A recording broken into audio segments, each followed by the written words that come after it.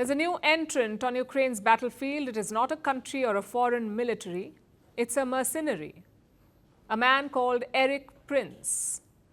We've told you about him on the show. He's the controversial founder of Blackwater, the defunct private military contractor of America. You could call it America's Wagner.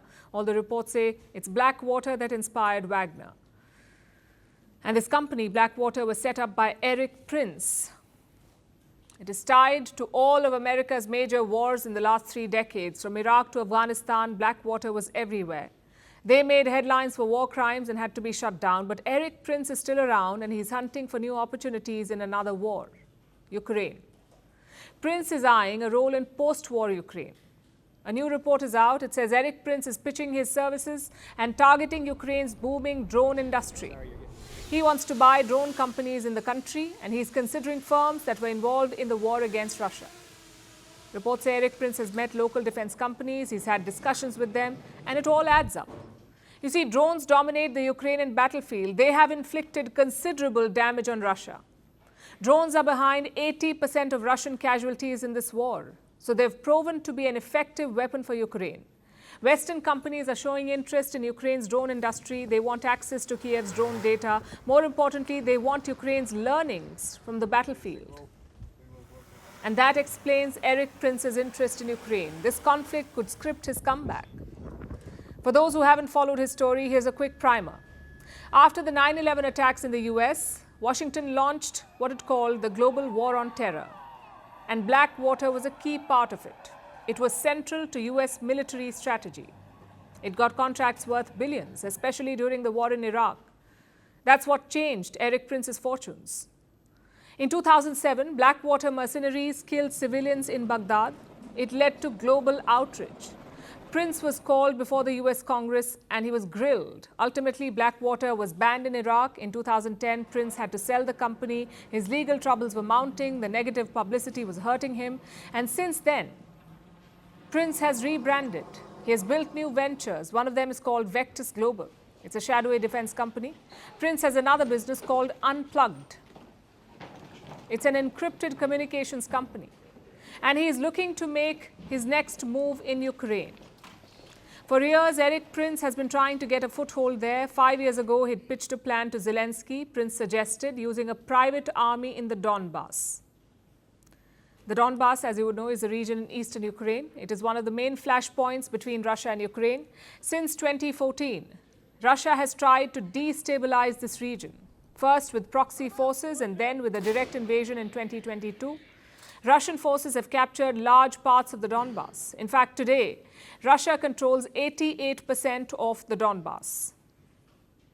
So before the war in 2020, Prince had made a proposal to Zelensky, use a private army to settle the conflict in eastern Donbas. That was the deal that he offered.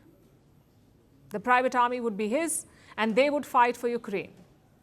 But this deal never took off.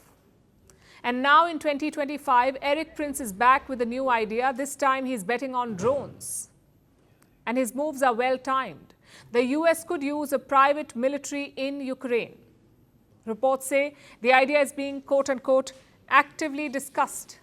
This is for a post-war scenario. When the war ends, private contractors could be used to build fortifications to protect American interests and to deter Russia from violating the ceasefire, so that the US retains a foothold in Ukraine without committing American troops on the ground. And this is not a new idea. The US has used this model before to disastrous effect, both in Iraq and Afghanistan. And now it is back on the table for Ukraine. If they go down this road, if they use private contractors, Erik Prince could play a major role. Apparently, he has access to Trump's inner circle. Reports say Prince is still in contact with US defense and intelligence officials, so he could be angling for a bigger role. So far, Trump has not signed off on this plan, the plan to involve private military contractors. There is no confirmation, but he hasn't ruled it out either. So what's going on here? Is this about protecting Ukraine? Or is it about making money off a conflict? The logic of involving private military remains the same. It allows the US to create deterrence without committing troops. Remember, Trump has positioned himself as a no-war president. So this approach suits him politically as well. But history shows that this does not work. It certainly hasn't worked for the US. They lost thousands of lives and lost face in both Iraq and Afghanistan. They could not achieve their objectives and left behind unstable nations. The only side that benefited were private contractors like Erik Prince. They made billions of dollars from US government contracts, and now Ukraine risks falling into the same trap. This is a country fighting for survival. It needs help from its allies. Instead, it is attracting private contractors. They're coming in as investors in conflict. So the war may be far from over, but the business of war is only getting started, with mercenaries like Erik Prince lining up for a share of the pie.